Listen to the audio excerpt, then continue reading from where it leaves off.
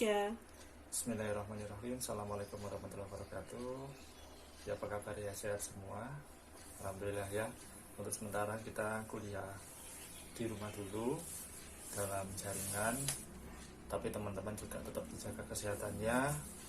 Dan saya harap apa yang selama ini saya sampaikan bisa terserap dengan baik, walaupun dengan segala keterbatasan ya.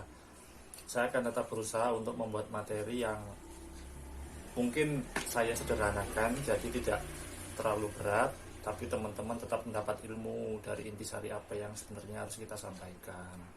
Nah, saya untuk minggu ini tidak menyampaikan materi baru. Ini masih hampir sama. Ini masih sama dengan materi sebelumnya tentang ini biaya produksi dan harga pokok produksi. Tapi saya pengen ngomong sedikit karena memang selama ini saya nggak pernah tampil ya, kita nggak pernah ketemu. Jadi saya ngomong lewat video ini. Tapi mohon maaf karena saya bukan artis YouTube. Jadi ya seperti inilah. Jelek mungkin ya, nggak menarik. Tapi ya saya akan berusaha untuk bisa menyampaikan apa yang bisa saya sampaikan. Untuk materi yang sudah saya sampaikan minggu lalu, slide dan wordnya sudah saya sampaikan. Itu kan terkait dengan biaya produksi dan harga pokok produksi. Nah, tujuannya apa sih untuk materi itu? Teman-teman itu mampu menjelaskan ada perbedaan perusahaan manufaktur dan dagang. Jadi ada karakteristik perusahaan yang bergerak di bidang manufaktur, yaitu produksi ya, lebih tepatnya produksi barang. Jadi dan satu lagi adalah yang perusahaan dagang. Dua ini berbeda, bedanya di mana? Prosesnya berbeda, karena kalau manufaktur itu kan berarti dia memproses barang dari barang mentah. Ini spidol, dulu nggak rupa spidol, tapi bisa jadi cuman plastik, biji plastik, terus kapas, ya toh. Kapas itu untuk dalamnya, untuk isi wadah tintanya itu, kemudian plastik untuk wadahnya. Jadi akhirnya bisa jadi seperti ini. Tapi kalau dagang itu hanya berjualan saja, dia tidak ada produksi di situ. Nah, ini berbeda. Bedanya di mana? Nggak ada proses kalau di dagang, tapi kalau di manufaktur ada prosesnya, ada tenaga kerja yang merubah itu, yang mengakibatkan ada perbedaan karakteristik dan biaya yang muncul. Nah, pada materi kali ini kita hanya fokus ke perusahaan manufaktur. Nah, karena proses dalam manufaktur itu berbeda dengan yang di dagang, otomatis biayanya akan berbeda, biaya yang muncul. Nah, biaya yang muncul itu ada 3 kalau di perusahaan manufaktur. Sesuai selera saya ada ya, ada bahan baku, ada tenaga kerja, ada overhead. Bahan baku ini apa sih? Kalau yang tadi saya bilang, ini asalnya dari biji plastik, kemudian dari kapas. Nah, itu bahan bakunya. Tenaga kerja, ya sing ngelakokne mesine, sing ngelakokne perpindahannya. Kita kan perlu orang untuk itu. Yang ketiga overhead. Overhead ini apa? Yang selain ini dan ini masuk ini. Contoh yang yang paling gampang, biaya pemasaran. Itu kan bukan terkait dengan tenaga kerja dan bahan baku. Asuransi, pajak bumi dan bangunan. Nah, itu masuk biaya overhead. Nah, tadi kan disebutkan bahwa dalam perusahaan manufaktur itu berproduksi, ada bahan baku, diolah jadi barang setengah jadi barang jadi. Nah, ada biaya yang muncul dan dikategorikan menjadi 2. Yang pertama biaya utama dan biaya konversi. Ada biaya utama dan ada biaya konversi. Biaya utama itu terkait dengan bahan baku dan tenaga kerja. Jadi yang memproses barang baku, ada bahan baku, ada orang yang mengerjakan, itu masuk dalam biaya utama. Kalau konversi itu biaya untuk merubah bahan baku tadi menjadi setengah jadi atau jadi. Di sini bukan termasuk dalam si bahan baku sudah keluar karena konversi. Jadi hanya tenaga kerja dan overheadnya. Contoh perhitungan sudah ada ya untuk biaya utama dan biaya konversi di slide saya. kemudian ada biaya bahan baku. Biaya bahan baku itu ya biaya yang dapat ditelusuri ke barang itu, barang jadinya apa. Kalau ini kan plastik ya, itu biaya langsung. Ada juga barang bahan baku tidak langsung seperti bahan penolong untuk pewarna, untuk plastik wrapping, ini hanya membantu. Tapi kalau utamanya kan si kemasannya ini berupa plastiknya, ini wadahnya ini, dan juga isi tintanya, si kapasnya. Kemudian dalam contoh saya membuat perhitungan berapa sih kita harus mengeluarkan uang dan menghitung biaya untuk membeli bahan baku. Itu kan kalau contoh saya ada kita membeli tepung dan kita membeli gula. Nah, itu kan ada yang dihitung berdasarkan biaya angkut. Jadi bahan bakunya itu sebenarnya berapa per kilonya kalau dari penjual. Kemudian karena kita harus membayar biaya transportasi, itu jadi berapa sih barang itu ketika sampai di tangan kita. Ada transportasi, ada asuransi. Nah, itu harus diperhitungkan. Perhitungannya bukan dijumlah semua kemudian dibagi, enggak. Karena ada yang namanya cost driver. Cost driver itu apa sih? Yang memicu biaya itu muncul. Ketika contohnya itu pengangkutan itu dihitung dari beratnya. Jadi kalau kita seperti kirim di JNE atau pos ya, itu kan ada dihitung per dimensi, per kilonya. Nah, berarti kita harus bayar per berat dari barang itu. Nah, kalau misalkan kita mengirim 5 kilo, sementara per kilonya adalah Rp1.000, berarti biaya yang harus kita bayar ya Rp5.000, tinggal dikalikan saja. Tapi kan kalau dalam contoh soal saya ini banyak, ada barang A dan barang B. Nah, kemudian ada juga yang asuransi. Asuransi ini ternyata kalau dari soal saya itu dihitung dari nilai pembelian. Ketika barang 5 kilo, seperti contohnya kalau saya bawa yang tadi, itu kan kita kirim 5 kilo ya, sepatu ya katakanlah ya, atau tas 5 kilo. Untuk ongkos angkutnya sesuai berat per kilonya 1.000, ini misalkan saja, berarti kita harus bayar Rp5.000. Sedangkan barangnya itu berapa sih? Asuransi itu biasanya dikenakan dalam persentase. Jadi kalau nilai barangnya 2 juta, kemudian kita bayar 1%, ya berarti 20.000. Kan seperti itu, kan nggak dihitung dari berat kalau asuransi. Biasanya kan dari nilai barangnya. Lah, teman-teman harus tahu cost drivernya itu apa. Dan dia dihitung berdasarkan apa. Kalau si ongkos angkut tadi berdasarkan beratnya, jadi kita harus tahu beratnya berapa dan bisa ketahuan tarifnya berapa per kilo. Nah, kalau asuransi itu kan persentase, jadi harus tahu kalau soal saya kan yang dicari adalah persentasenya berapa. Nah, kalau biasanya kita sudah tahu, ada juga yang sudah tahu nilai persentasenya berapa, kita hitung berapa nilai yang harus kita bayar untuk asuransi itu. Nah, terus untuk tenaga kerja, ada tenaga kerja langsung. Itu tenaga kerja yang terlibat langsung dalam pembuatan barang jadi, dan pembayaran upahnya biasanya berdasarkan unit yang dihasilkan atau berdasarkan jam kerja.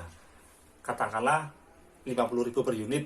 Kita bisa, mungkin ada yang bekerja di sektor membuat tas barangkali, kalau kita menyelesaikan 10 tas, kita dapat bayaran 50.000, misalkan seperti itu. Atau kalau dihitung per jam, kita nggak hitung produk, berarti kalau hitung per jam, kita hanya hitung berapa lama kita kerja. Itu 5.000 per jam, katakanlah seperti itu. Nah, dalam soal saya juga ada contoh soal untuk biaya tenaga kerja, yang di sini ada upah untuk per item yang dibuat, ada tunjangan yang diterima, ada premi BPJS yang dibayarkan, ada juga pajak. Nah, dia juga selain mengerjakan pekerjaan utama, dia juga mengerjakan produk lain. Kalau dalam soal saya yang biaya tenaga kerja langsung, yang contohnya ini kan sampai ke PPh, sampai ke uang makan itu dihitung. Jadi tahu berapa sih sebenarnya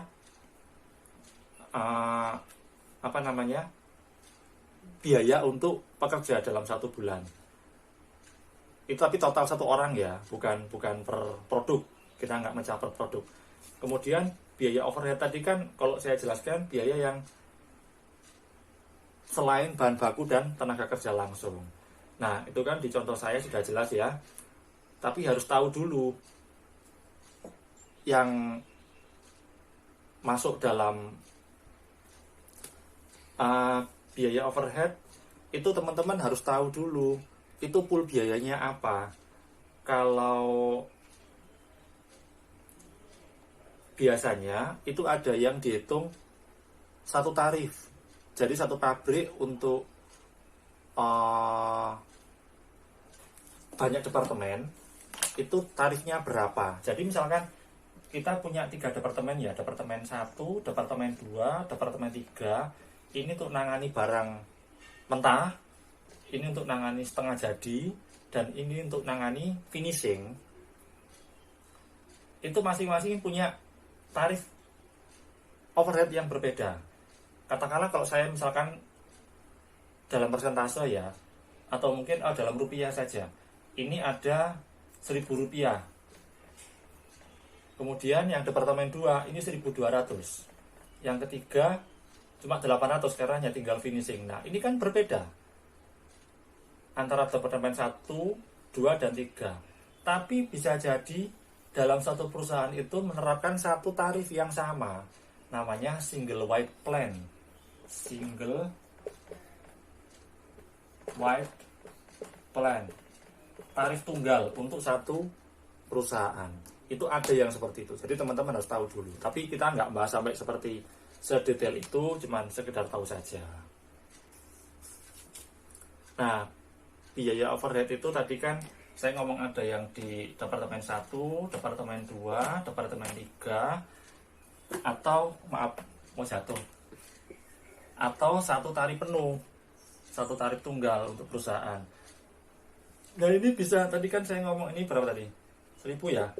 1.000, ini tadi 1.200, kemudian ini cuma 800. Nah, ini bisa tergantung dari volume. Itu kalau volume kita menamakannya dasar unit ya, atau dasar non unit tergantung aktivitasnya. Kalau aktivitas berarti ngitungnya kalau unit itu gampang karena berapa barang yang masuk itu dikenakan tarif berapa. Misalkan kita mengolah 1.000 unit barang, berarti tinggal dikalikan. Kalau 1.000 unit barang dikalikan Rp1.000 per unit, biaya overhead pabrik untuk departemen 1 juta, tinggal begitu aja. Nah, tapi kalau kita menggunakan dasar non unit atau aktivitas, itu biasanya dia berlaku untuk operasional satu departemen. Jadi dia tidak ngitung berapa rupiah per unit. Kalau dalam contoh saya, dalam slide 13 dan 14 dan 13 ya, itu kan misalkan contohnya adalah biaya setup mesin. Ketika kita akan menyalakan mesin untuk pertama kali, itu kan tidak ada kaitannya dengan dia mau digunakan untuk berapa produk. Tapi ketika kita setup mesin, ya sudah, mesin itu siap untuk digunakan berapa. Kalau ternyata yang masuk hanya 2, setup mesinnya akan memakan biaya yang sama. Jadi mendingan sekalian banyak. Nah, ini overhead semua ya. Overhead semua. Yang di slide akhir, mulai slide 15, mohon maaf, itu sebenarnya bukan biaya overhead pabrik ya judulnya ya, tapi merupakan harga pokok produksi. Jadi subjudul yang di atas itu saya belum ganti. Nah, itu ada perhitungan untuk menyusun harga pokok produksi dan laporan laba rugi. Teman-teman kemarin kan sudah saya arahkan untuk mengerjakan soal itu, cukup baik hasilnya, banyak yang benar untuk penghitungannya. Kemudian sampai ke dia laba atau ruginya, laporan laba rugi. Saya rasa dulu kan sudah pernah menerima mata kuliah materi pengantar akuntansi. yang mana teman-teman harus menyusun laporan keuangan. Laporan keuangan kan ada 3 yang umum, laba rugi, perubahan modal, dan neraca.